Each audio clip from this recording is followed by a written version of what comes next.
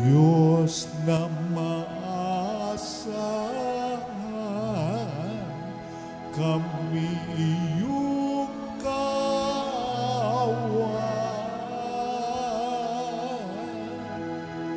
Kalingain at damayan, Hallelujah,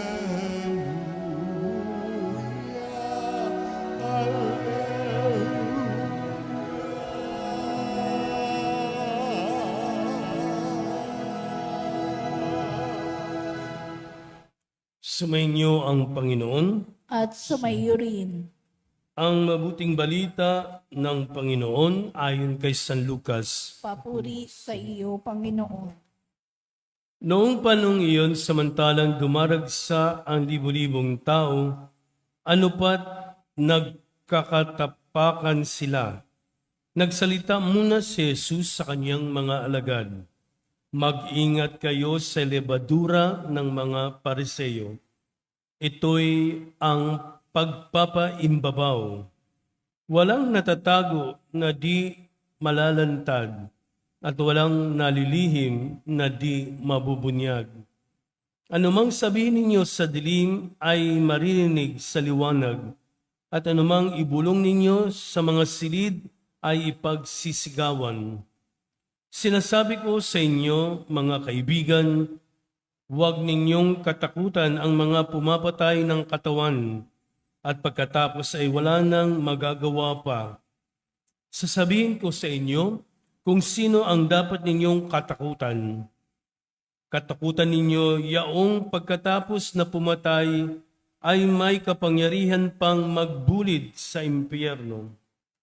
Sinasabi ko sa inyo, ang Diyos ang dapat ninyong katakutan. Hindi ba ipinagbibili sa halagang 2 pera lamang ang 5 maya? Gayunman kahit isa sa kanila'y hindi pinababayaan ng Diyos. Maging ang buhok ninyo'y bilang na lahat. Kaya huwag kayong matakot, higit kayong mahalaga kaysa mga maya. Ang mabuting balita ng Panginoon. Pinupuri ka namin, Panginoong Jesucristo. Umupo ang lahat at makinig sa homilya. Mga kapatid, malinaw na sinasabi sa atin ng Diyos kung ganya kamahal ang lahat ng kanyang nilikha. Kasi hinalintulad din tayo sa ilang uri ng ibon, isang maya na napakaliit, at gano'n man ito kaliit ay hindi pinababayaan ng Diyos. Di ba? Nasa paligid lamang siya, merong nasisilungang puno, no? At patuloy na nabubuhay at dumadami. Maliban na lamang kung ito ay hulihin o hindi pakainin ng tao. So ibig sabihin tayo, mas mahal tayo ng Diyos kasi nilalang tayo o nilikha tayo ng Diyos, pero tayo ay binabalaan sa ating ebanghelyo na matakot dun sa mga dapat katakutan. Pero kung natatakot tayong sa mga pumapatay sa katawan o sabi natin ay huwag tayong matakot kasi patuloy yung ating espiritu, no? Ang Diyos ay pag-aadya tayo sa masama.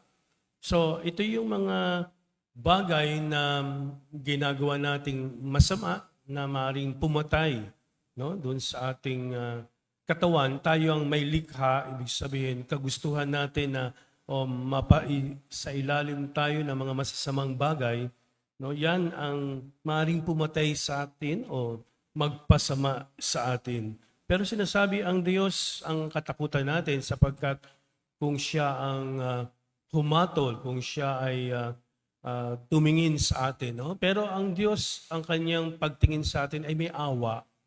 Pero kung unahan natin ang unang di pagtanggap sa Kanya, yung di pagtawag sa Kanya, yung di pagkilala sa Kanya, no? Maaring doon may pakita ng Diyos na kung wala tayong kwenta sa Kanya, maaring mawala tayo sa mundo kung anumang, kasi sa Kanya ang buhay natin. So, kailangan natin ibalik, no?